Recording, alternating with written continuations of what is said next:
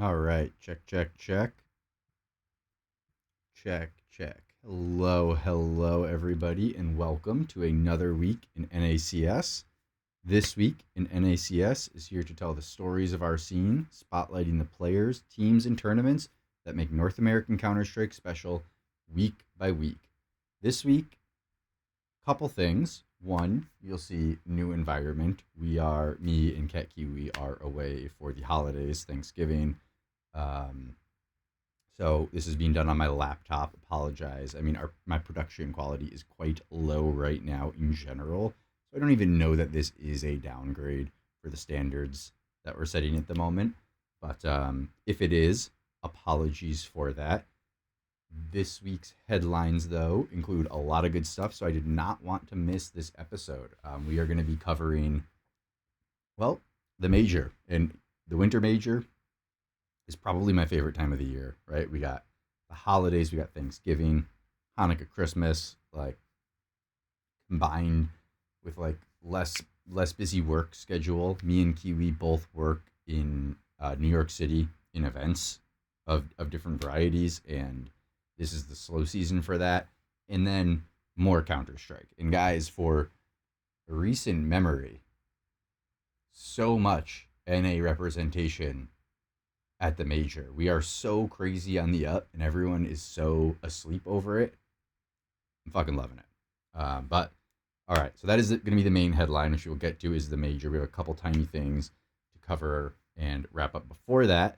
So without further ado, let's jump in. Now, there's a little bit of breaking news, right? The biggest piece of breaking news: Wildcard has disbanded. This was pretty shocking. I was not expecting Wildcard to disband. They're one of the top ranked NA teams, and they've completely disbanded. I believe. I don't think it says it anywhere, right? But I believe that Peeping and Fiku are benched, or Peeping is just kicked. I don't know. Anyway, Peeping and Fiku are gone, maybe still under contract. And then Jaba, Fuzi, and Stanislaw have all been put on immediate transfer list. They brought in a new coach. I'm not really concerned about that right now. There's going to be some sort of rebuild. Maybe Fiku or Pipin will stay. I'm not sure. But what I really want to focus in on here is this core, right? We have here Jaba, Stanislaw, and Fuzi. This is absolutely a top tier core, right? Wildcard was on a huge downward spiral. It was not any of those folks' fault, from what we can tell. It was terribly mismanaged, maybe miscoached. I don't know. I don't want to make conclusions or point fingers, but it was a shit show, and it was not going well at all. But Jaba, Fuzi, and Stannis have always been solid. They were even solid during this shit show era, let's say, of Wildcard's downward spiral. And the two most obvious places. So right, this is a core. This is a top 100, maybe 67. I'm not sure how this is showing the core exactly in relation to the changes, but this is one of NA's higher ranked cores that we know has way more potential than they were being able to activate in this roster. And they just went up for grabs. The most obvious places that would go are Reigns 100 Thieves, an NA org looking for a core that is not too far off a major qualification. For NA, this is not far off a major qualification freebie, grabbing this roster if you wanted to keep your team in the NA qualifiers.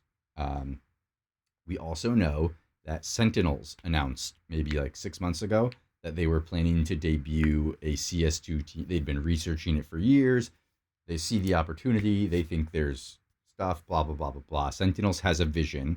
They've been stewing on this vision and waiting for the right opportunity.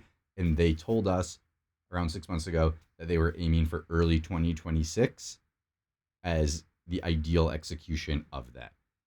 We know as esports fans that Sentinels is one of the most highly respected orgs in the world, never mind in NA. Their owner is very active, their management is incredible. Every player who has played for a Sentinels roster is like, that is the best org I've ever worked for. Some of them have, of course, left Sentinels either because they got benched from their respective game or kicked out, whatever it is, um, disagreements with a teammate, but no one has ever talked shit about this org or the way they were treated by the org. Everyone was like, I was treated with respect, I was paid well, I was given an awesome place to live, and they've held that standard up for quite a while now in the scene. Sentinels coming to Counter Strike is a win for all of Counter Strike, in my opinion, and certainly a win for NA because Sentinels really does rep NA hard, and I really love that about them. So this roster could get scooped up by Sentinels, could go 100 Thieves, could go a totally different direction. You know, we just don't know. But I think, honestly, this is a win overall. You could look at it glass half empty. We lost a top. We had to just watch a top team implode, but I think this is good. We wanted this team to implode. It was on a downward spiral. Let it implode, burn it down, take the good things and rebuild, right? I hope Wildcard has a good rebuild. I hope they hire some people who run things a little bit better and more ethically. And I hope that this core winds up with some folks who are going to take care of them and push them harder than they were pushed and put in better situations, which shouldn't be hard because they were put in pretty shit situations. So this news, thumbs up. This is a thumbs up for me. Good news. Wildcard implodes. Good news. And this had a big effect on the outcome over at the ESL NA Cup, which is why I decided to start with it. Pretty crafty of me, eh? Pretty crafty. Oh, I closed the window. Give me 1 sec, y'all. Give me 1 sec to fix my mistakes. I think I just hotkey closed that without thinking. Bear with me, like I said.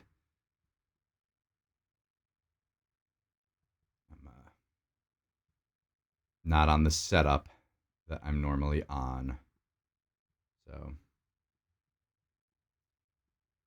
bear with your boy.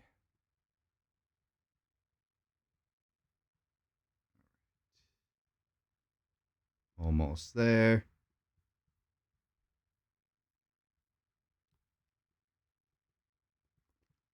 Just getting a couple things pulled up so that we're good to go. And hopefully this doesn't happen again.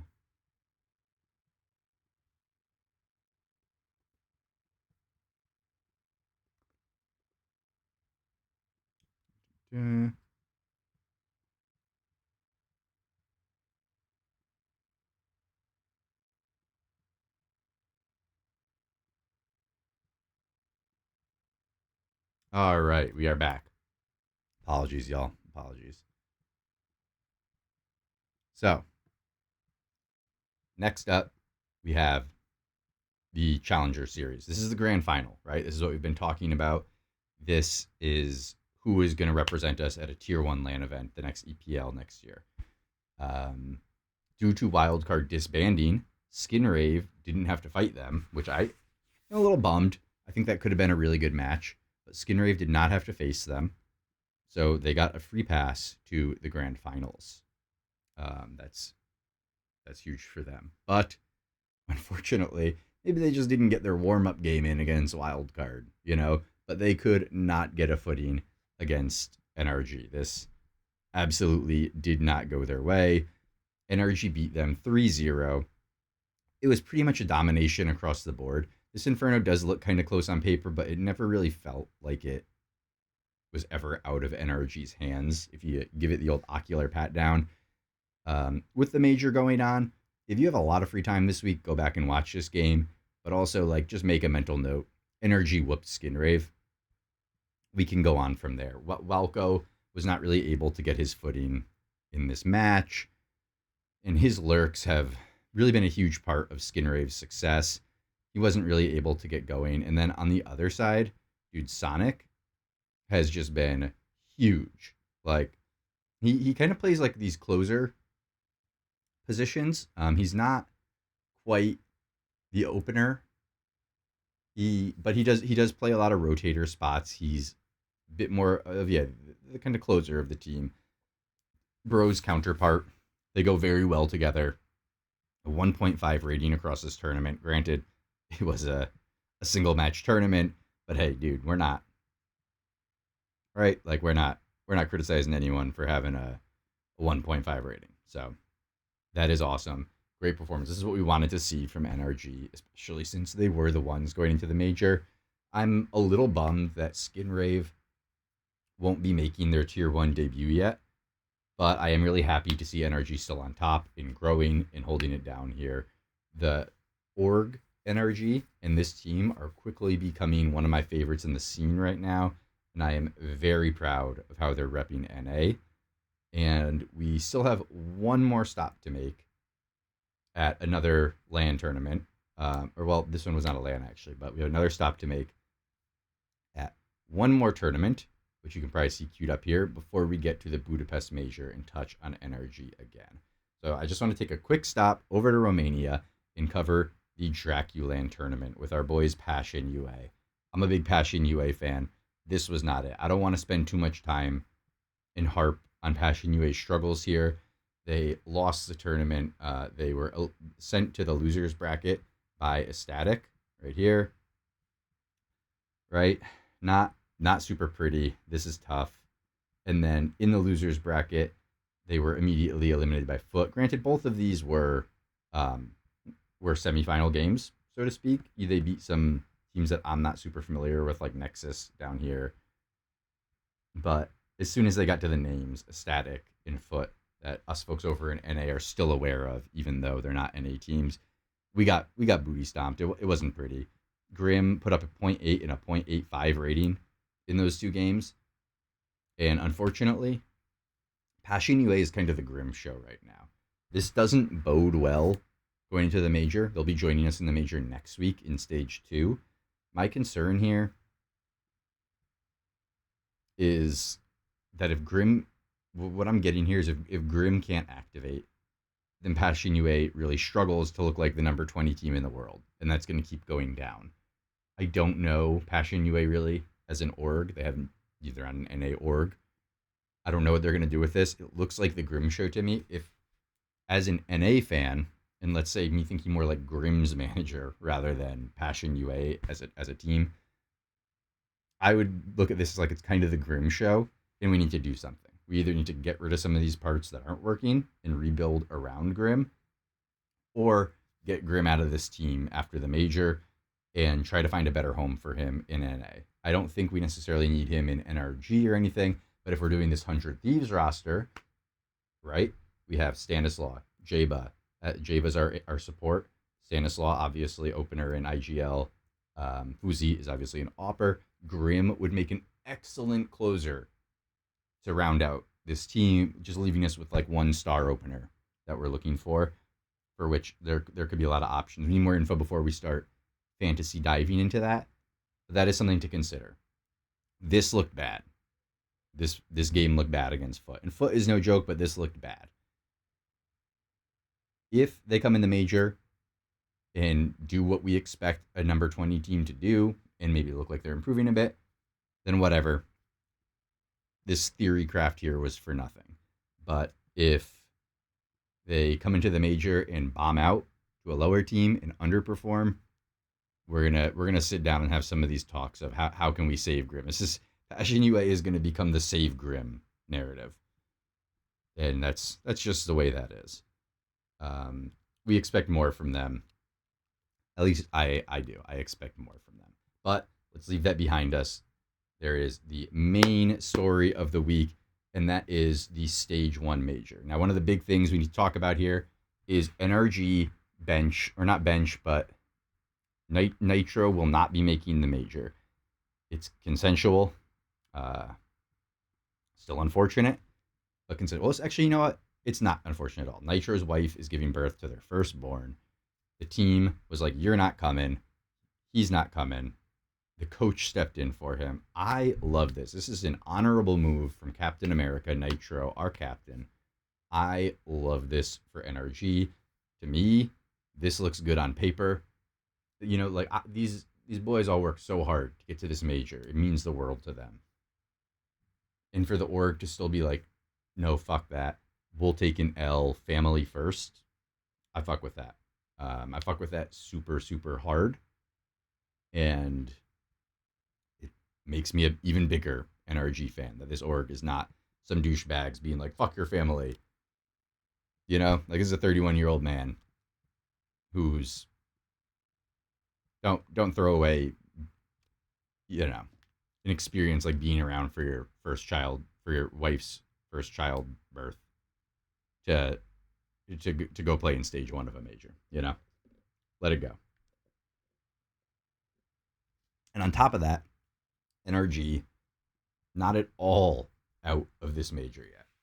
Now I want to start at the top, right? Let's start with our boys M80. Opening round, boom, we fuck up B8. That is crazy. I did not see that coming. But I'm going to be honest, I actually did see that coming because I had M80 3-0 in my pick'ems. No bullshit. M80 3-0. I saw that shit. NA fans saw that shit. M80 3-0. Easy call. But to the rest of the world, this was an upset. But dude, we fucking smashed. Like, that's M80 for you. Like, we fucking smashed. Next up, Paravision. Boom, another smash. A 1.39 rating from Lake. Hext. Boom, 1.26. Our German duo. They're hanging in there, right? Boom. Next, we play NRG. Sad face. We beat NRG. But hey, I'm still happy about it. You know, I'm not going to say which of these teams I'm a bigger fan of. I don't have that answer yet. But this is good. M80 3-0. Right in. Incredible performances. Incredible stat lines. Lake, Swisher, and Hext all have over a 1.2 average rating in this tournament. That's our three NA boys. Over a 1.2 average rating.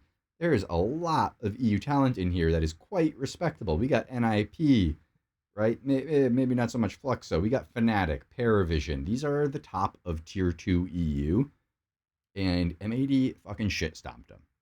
You know, people, what have we been saying since the start of this podcast? People have been sleeping on NA. They are not up to date, y'all. They are not up to date. But they're going to learn eventually. They're going to learn. M80 3-0. Next, we got Flyquest. No NA players, but they are an NA org through and through. And they fucking stomped too. Huge. I did not have this in my pick'ems. That one I will be honest about. I did not have Flyquest 3-0. I think I had them in the 3-2 range. So, beat Legacy. Insane. Vexite, dude, 1.77 rating? What happened to Vexite for this major? What hyperbolic time chamber did homie enter? JKS popping off. Love it. But dude, Vexite 1.77. Vexite is the highest rated player of this tournament. Holy shit. He has had some great plays, great aggression. I do think some of the plays when you're watching it, and I do recommend going back and watching some of these games if you miss them, are the kind of thing that might get punished in stage 2 when some higher level competition starts to enter. But dude, fuck it. We'll see. We'll see. We got Flyquest. Boom, they beat Fluxo. That was kind of a layup. You know what I mean? But this, I mean, Legacy was probably one of the most favored teams in this. In Dispatched. Done. Right? So this is huge. We've got 2 NA orgs in the 3-0 bracket. Right? Then next, let's talk, right? So we got Flyquest, we got M80. Let's hold off on let's hold off on talking Faze, right? So we've got the Nitroless NRG playing with coach. There he is. Wait, where is it? Daps. There he is, holding it down. 0.79. That's our boy. But wait, let's look at a different one. NRG beat Faze. Daps 1.12 rating. Bruh, what can we even say? All right, NRG is looking fucking dope. This team has heart. You know, I don't think we're winning the major with coaching. I don't think that's on the table. But this makes me so proud. I love to see it. I love to see the heart. I love that they're getting this experience for some of the new and younger players who are rookies at a major. I was really skeptical going into this that Exotic wouldn't maybe be in the form that we wanted from him, but he's looking great. You know, I mean, once again, he's not the best offer of the tournament, but he's looking great for not having his edgy, for the situation, for nerves, for et cetera, et cetera. There's some interviews with him in the major, and he sounds confident and strong and not shaky. You know, humble, but not like he's out of his element, and that's what I want to see from NRG here. And that takes us to Faze. Faze. Oh my goodness, Faze. We beat Lin Vision. Whatever, right? Lin Vision's the 0-3 team. No disrespect. I love Lin Vision. I'm not sure what they're going through, but they're going through it, right? We beat Lin Vision. We lose to NRG. That's not good. Faze, dude, Faze has twists in Frozen.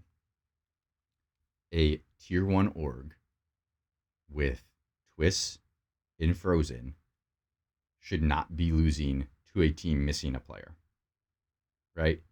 That's just out of the question. Like, twists in Frozen are two of the best players in the world from across the world. They are not NA. Well, Twist is actually an NA player, but like, this is a international quote unquote superstar lineup. This is embarrassing, Faze, right? But everyone loses sometimes. It wasn't completely without a fight, although it kind of was, guys. Kind of was. Can you hear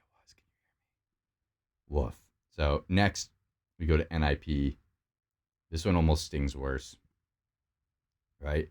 And then today, another game. This, granted, Faze is a best of 3 team. I don't know the actual stats, but I would think Faze is like most likely to make a reverse sweep happen after losing the first map. And this is exactly how it'll look. They'll get stomped.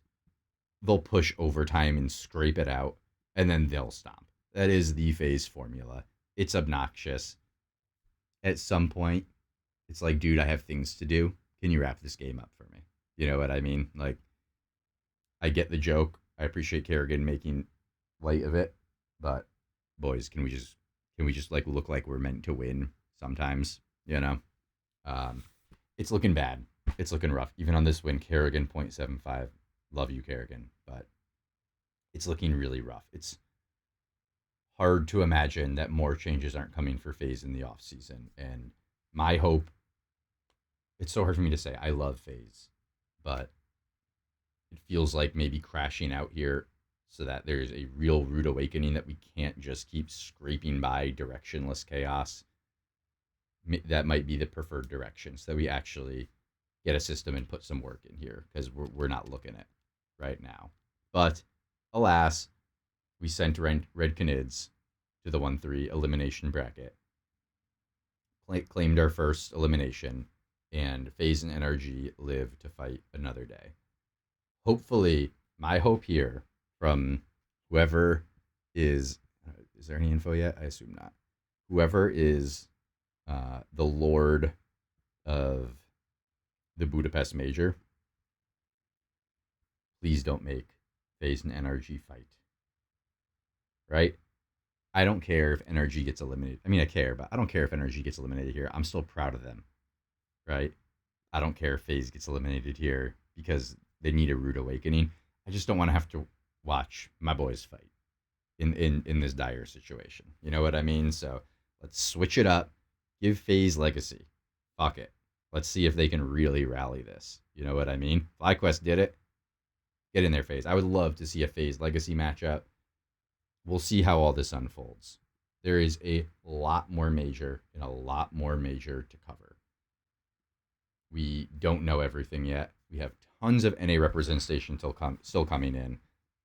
Stage 2, right? We went over this last week, but Stage 2 is going to feature, well, now it's going to feature a lot of them, but it's going to feature Liquid and Passion UA joining whoever made it from Stage 1, which is at the very least MAD and Flyquest.